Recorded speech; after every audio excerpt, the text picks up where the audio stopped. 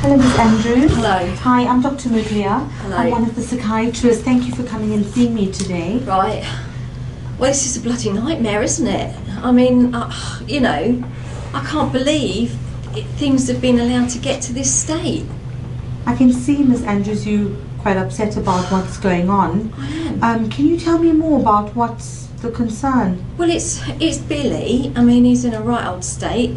He's got his girlfriend pregnant. They're expecting this baby. And I'm like, he's got learning disabilities. She's got learning disabilities. I mean, you know, how are they meant to cope? And, you know, I hesitate to say it, but really, I think she should be sterilised, and probably him as well.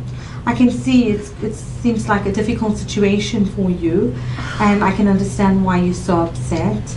Can I assure you that I'm here to try and answer your questions? Okay. So in terms of Billy and his girlfriend having a baby, you know, there is no legal right that we have to prevent anyone from having children. But they're not, you know, they barely cope looking after themselves. How on earth are they going to manage looking after a little baby? I understand what you're saying, Miss Andrews, but what we usually do is we do a parenting capacity.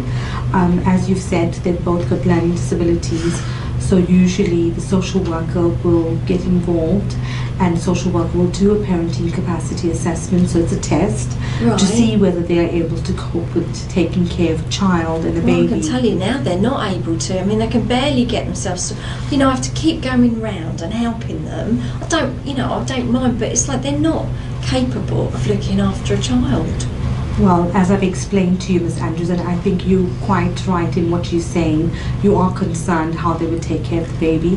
I can assure you that the parenting capacity would be done. That's a test to see how they will cope with the baby. Right. With regards to the sterilisation, I think what you've said is quite important. Yeah. Sterilisation is only done in serious cases, and usually it has to be applied to the court. But what we can do in the meantime is speak to Billy and his girlfriend about contraception. Right. And about preventing any future pregnancies.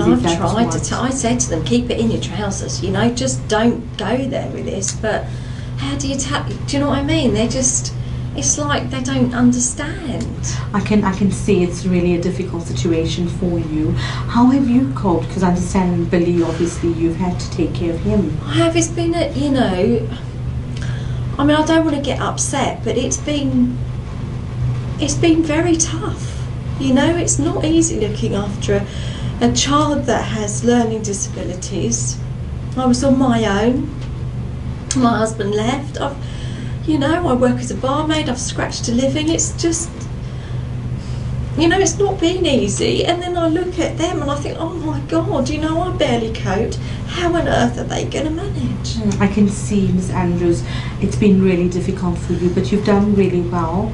And obviously you're still helping them quite a bit. Did you get any help from social services? That's the thing. I mean, I know you say you're sending social services in, but I didn't get any real help. And I just had to manage on my own and do the best I could. And you know, it's like your heart bleeds for them. You know, he goes to school and he used to come home and his uniform was all in a mess and he just didn't cope well. And you know, it's how do you say to your child you're different? You know, and that was me on my own trying to manage that. So you did quite well managing without support, but I can assure you that the team, myself and the rest of the team and the social workers will be there to support Billy and his girlfriend and help them through this period of when they're going to have a child. What we can do is, if you would like, is we can have a meeting with the team and with you and Billy and his girlfriend, and we can discuss all the issues that you've raised today, which I think are really important. Okay. I hate to say this, but I feel really worried that if they can't cope, I'll end up looking after the baby. And I don't want to sound heartless, but I don't think I could manage that.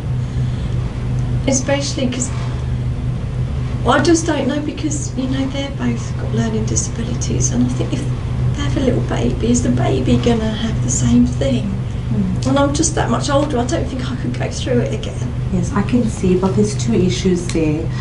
The one is I can tell you that if someone has learning disability and if a couple both have learning disability, that the combined effect of the baby, when they have a child, the baby will not have a learning disability which is lower than what the parents are at the moment. So the child won't be more learning disabled than both parents put together. Okay. So that's reassuring in a way. Yeah. And I understand, I mean, having a grandchild, you must be also looking forward to having a grandchild, but I understand that you feel that overwhelmed, that you might have to take care of the baby. We can offer you a carer's assessment because it's been difficult for you to see how would you like that? I just think I want them to get the help so that they can cope. I'll help them, but I don't think I could take it on myself. Yes.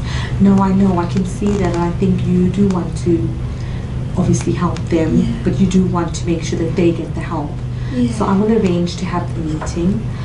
If I can summarize, Ms. Andrews, thank you so much for talking to me today. I understand that Beleni's girlfriend are having a baby and you've raised some issues of sterilization, and I've explained to you that we can try and speak to them about contraceptive. I've also explained that we can have a meeting and we can offer you a carer's assessment. I would like to see you again, and thank you again for coming in today. Okay, thanks for your help.